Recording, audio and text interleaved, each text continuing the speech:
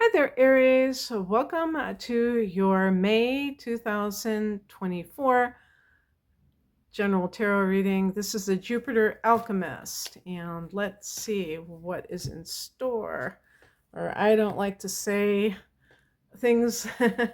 I don't frame it like that. Like I'm a fortune teller.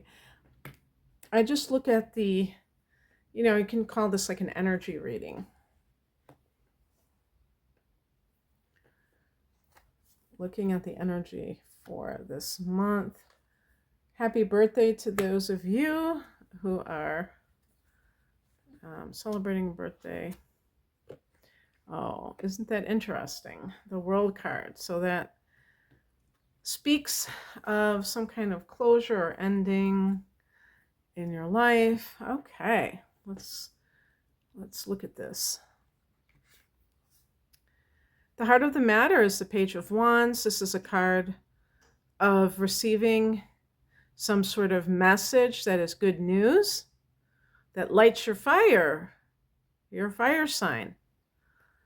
And, obviously can run the gamut. I tried to keep these readings open-ended. So, it could be you got a new job or your business that you have recently created. You see that you got your first sale and it just kind of like sets you in motion. Not that you need to be set in motion, but you know what I mean.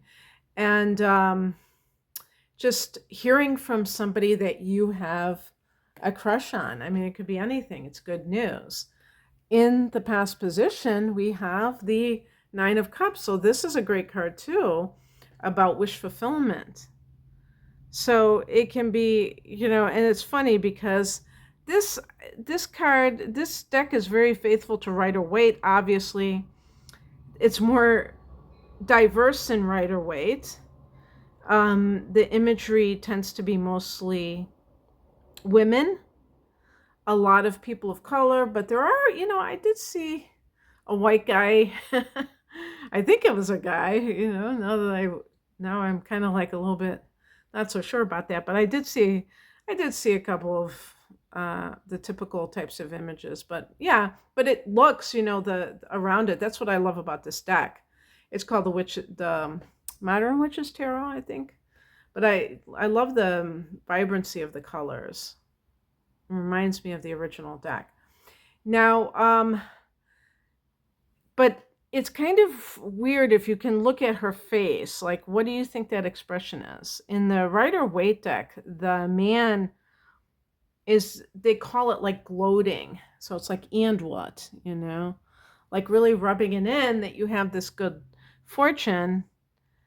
And sometimes, why do people do that? Well, sometimes people do that because they have been given a lot of crap by other people, and it's like, they're saying, look at me now.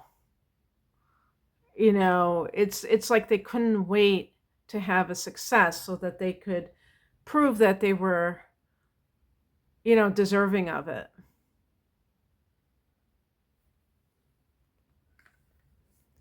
The higher message is the Three of Pentacles. This is another card that can be very good. Well, that's an interesting image.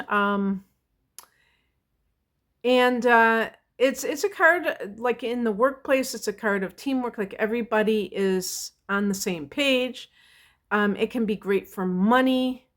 So basically, how I would say, and I also think because the three is very creative, is that a sign like Aries, when you like tap into your creativity, it can also bring you abundance.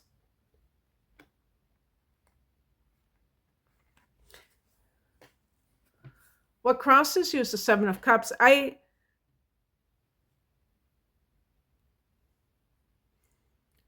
Sometimes this card can be confusion or delusion, but I think in this context, it's more like you have a lot of things going on, a lot of options, and it might feel like it's hard to choose because you have so much. And remember that you have had a solar eclipse in your sign, so that could have set a lot of things into motion or potential things into motion, planted a lot of seeds.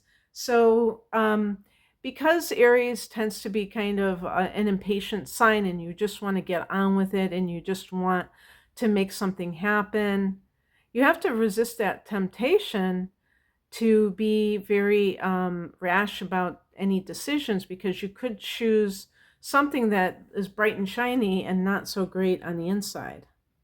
That's one of the reasons I always get a kick out of this particular card, because you can see, like, there's a snake in one of the things. There's, I don't know what that fist means. It's got something in it. It's a tornado or a some kind of a tornado or something.